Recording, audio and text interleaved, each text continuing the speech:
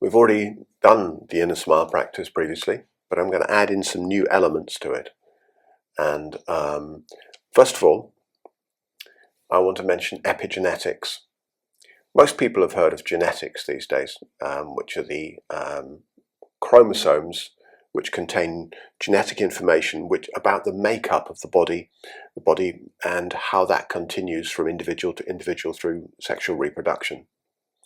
So every single cell has these chromosomes in them, and they replicate, and your chromosomes are unique. Now, wrapped around these chromosomes are methylated wrapping layers which we call epigenetics. Epi means around. And epigenetics affect the expression of the genes. So they change the way the gene can be expressed in your particular system. And again, the epigenetics are unique for each individual. But the thing about the epigenetic expression is that it's passed down from your ancestors, from recent ancestors. And it's passed down from recent ancestors according to their behavior.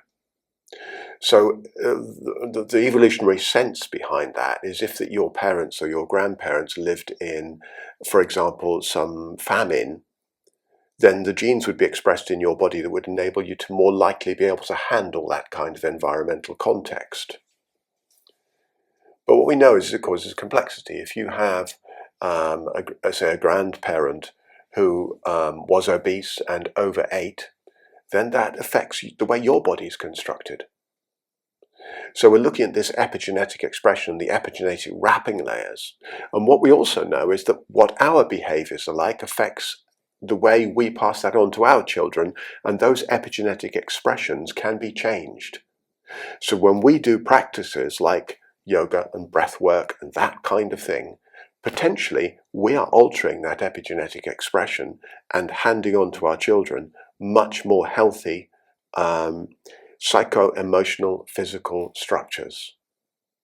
So it's kind of important. Yeah, we can alter those. We change those through our behavior. So behavior is what creates those epigenetic expressions. Excellent. So we're going to work in with a little bit of epigenetics in here as well. So the inner smile, really beautiful practice. You know, if you had one breath practice to do, this might be it for you. This might be your thing for a period of time. And I do recommend taking these practices and practicing each one of them for a month or even 2 months. A month is good, a moon, from new moon to the following new moon, or full moon to full moon, something of that kind. So you practice them every day and get very familiar with them. And that way, when you share them and teach them, they've got some authority behind them. They're not just something you're copying off this video or anywhere else. So the inner smile, beautiful practice. It's working with the breath and a smile. Now, emotions are, 10% muscular, maybe more. Yeah, they're constructed out of the interoceptive network, the web of information coming from the body. Emotions are built out of that array of sensations and transformed into what we understand as emotions, constructed through the social concepts of what we think we should be feeling based on what everybody else teaches us. Yeah? So they come out of the body, and they're activated through the body, and they're expressed through the body. So we can affect our own emotional world by working with the body very simply. So just smiling, slightly large smile, yeah, just a bit more than a Buddha smile. And notice if you close your eyes and do that, and breathe in. It's all just one breath is affecting you. One breath makes a difference. So get comfortable and I'll talk you through this. You can sit or lie down in any way that's comfortable. And create a smile. And then breathe that smile back into your brain. And as you let go, as you breathe out, just let go of that smile in the brain and let it permeate, let it percolate through the brain.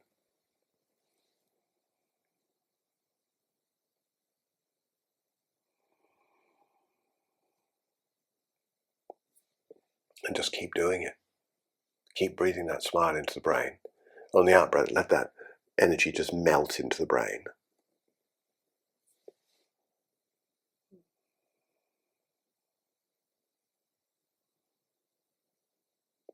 You can deeply affect all the central parts of the brain here, the hypothalamus, the pituitary, the pineal,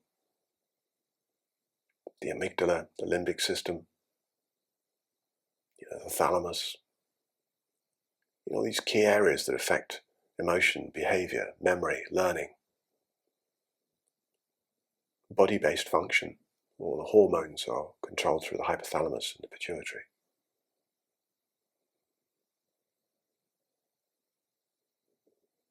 And you're kind of relaxing the brain from the inside simply by breathing in that smile and resting into that out-breath and letting that smiling energy permeate, melt, trickle through everything.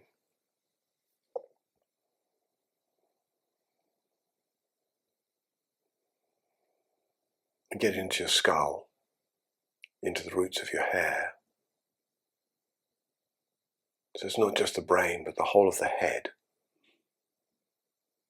the eyes, the ears, the tongue, everything begins to soften and relax.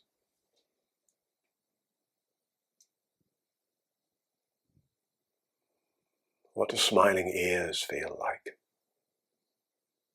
Find out.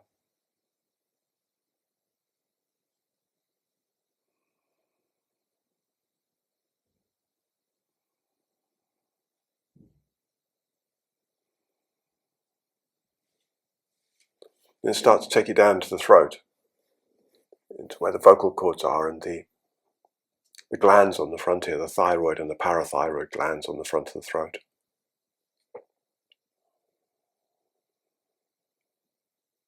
And these glands are responsible for metabolism, the way your body runs.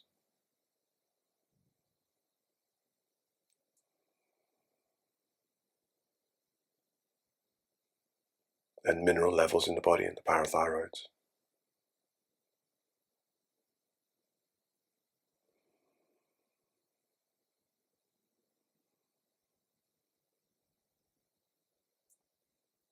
Breathing the smile, the head into the throat.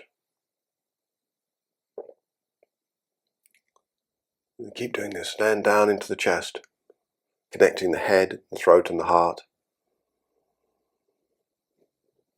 So you're breathing that smile into the heart, into the lungs, into the thymus gland, which is responsible for part of the immune function.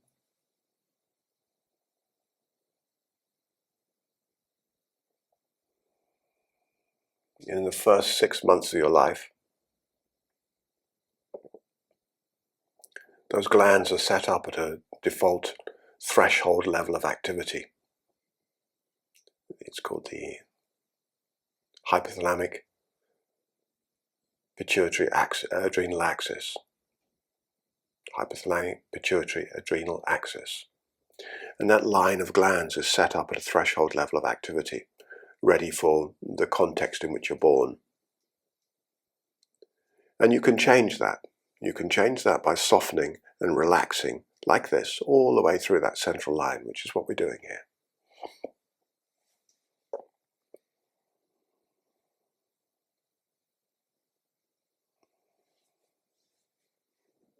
Extend that smile down out into the shoulders.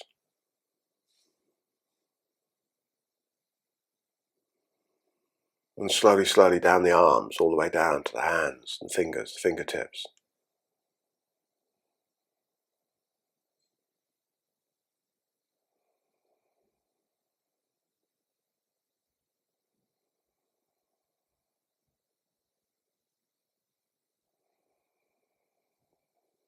And down into the diaphragm, respiratory diaphragm here.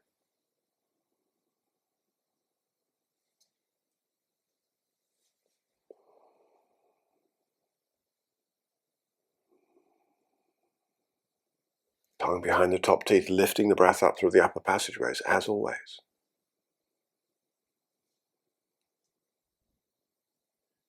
So that smile, that sort of melting feeling happening from the brain all the way down through the body, now down into the stomach, into the pancreas.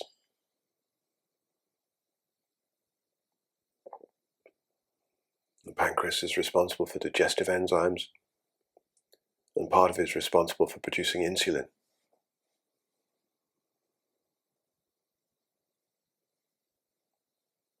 Insulin regulates the amount of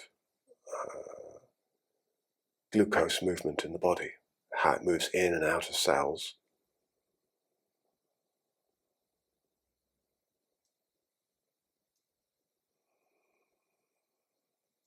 People with a stressed insulin creation system tend to end up with diabetes. And that's going to be stress can occur from eating too much sugar. It can occur for other reasons. And the other side, the gallbladder and the liver. Breathing that smile into the gallbladder and the liver.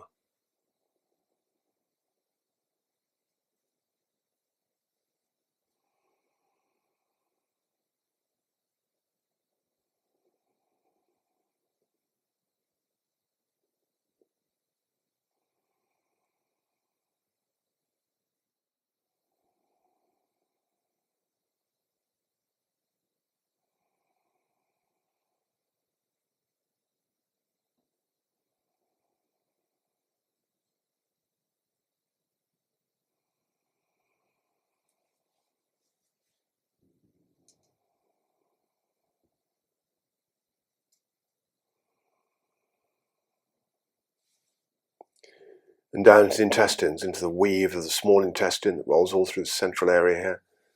Breathe that smile all the way down into the small intestines.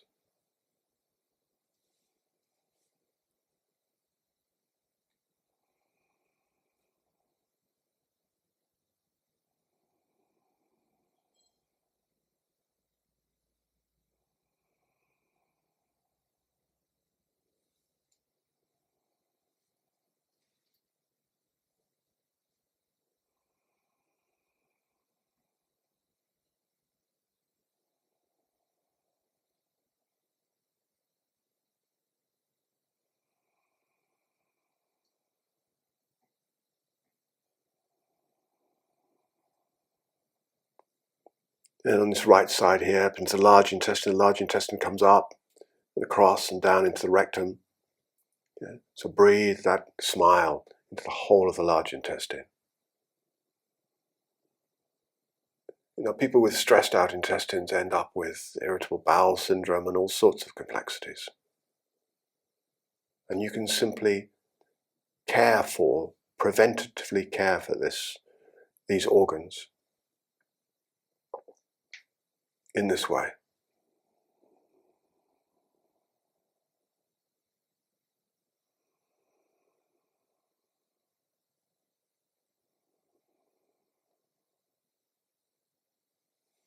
And into the adrenals, which sit somewhere around here. The one on the right is a little bit lower, the one on the left is a little bit higher.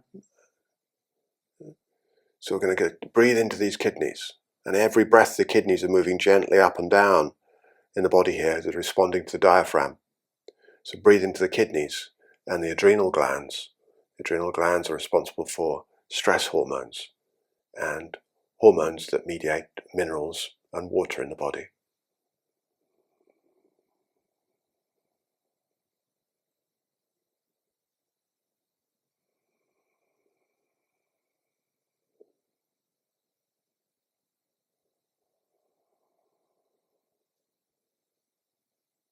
Breathing that smile into the kidneys and the adrenals.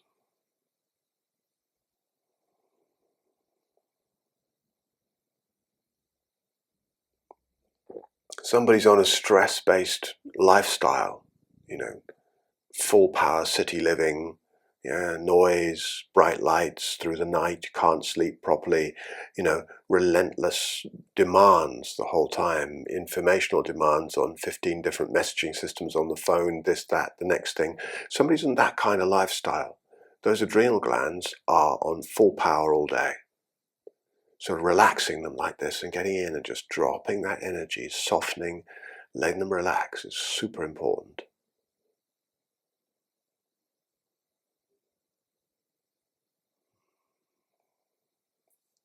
And down into the womb if you have one. The ovaries are down here, and the womb just below that in the bowl of the pelvis.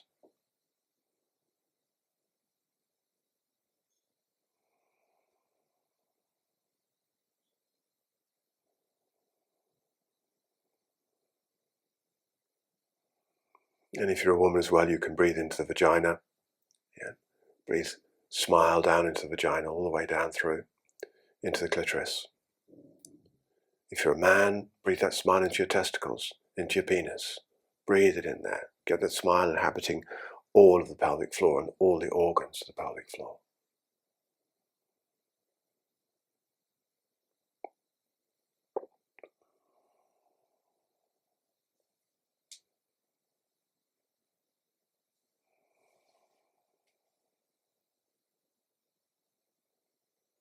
And then into the muscles. There's only one muscle in the body broken into 600 odd little pockets. It's all connected. So breathe into that muscular layer of the body, those 600 pockets of muscle.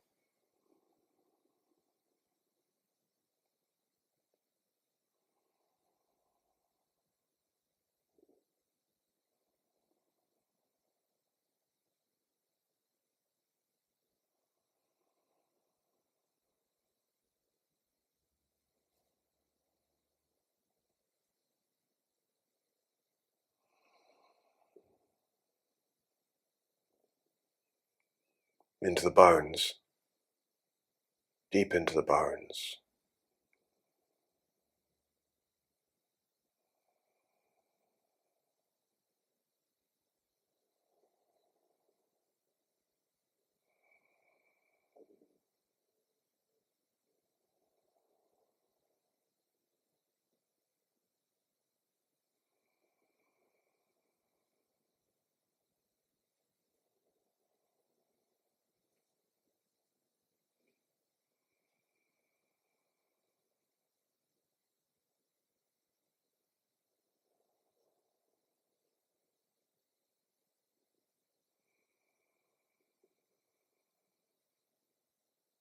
And into the skin and your hair and your nails. Let the skin shine.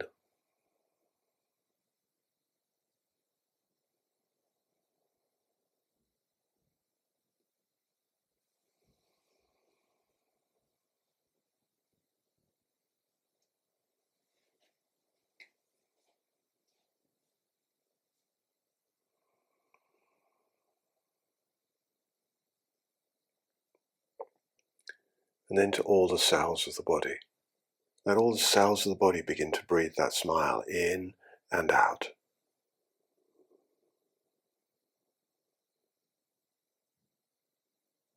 And the oxygen is reaching every cell. Carbon dioxide is bathing every cell. They're already breathing. We're just emphasizing that.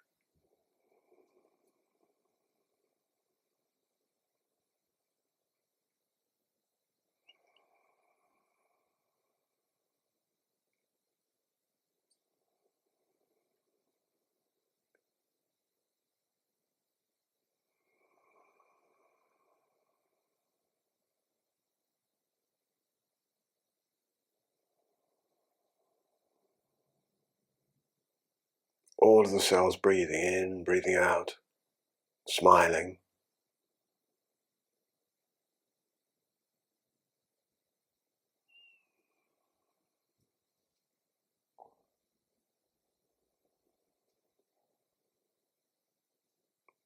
And breathing into the epigenetic layer of the chromosomes. Softening, relaxing, melting, transforming.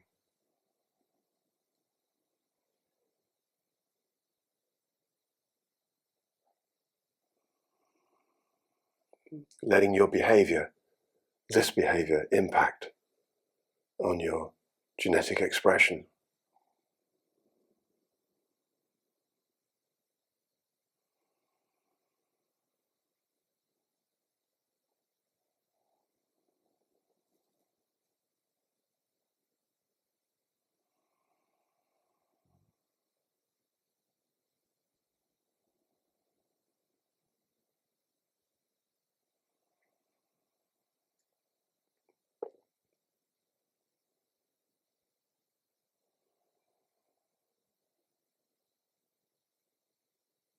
And finish the practice just by relaxing the breath,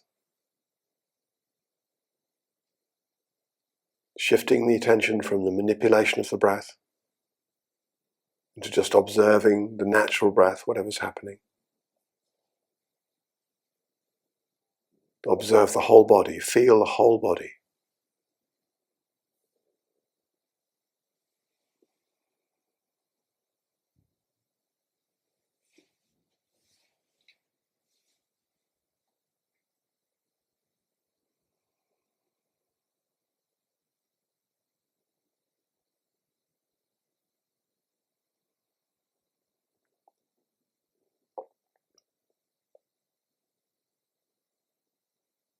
And finish the practice with a humming breath. So you're going to breathe in, 4 breaths will do, 9 is better. And hum, vibrate the brain, vibrate the whole body with the humming vibration.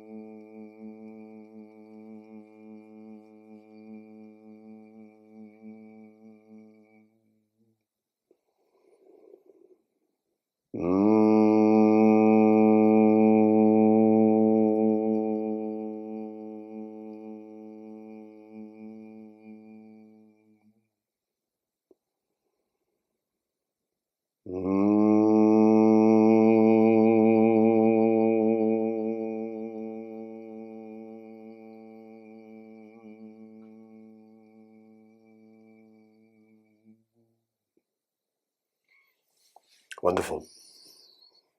Enjoy that practice. It's a beautiful practice. It can help a lot of people. So enjoy sending it out into the world.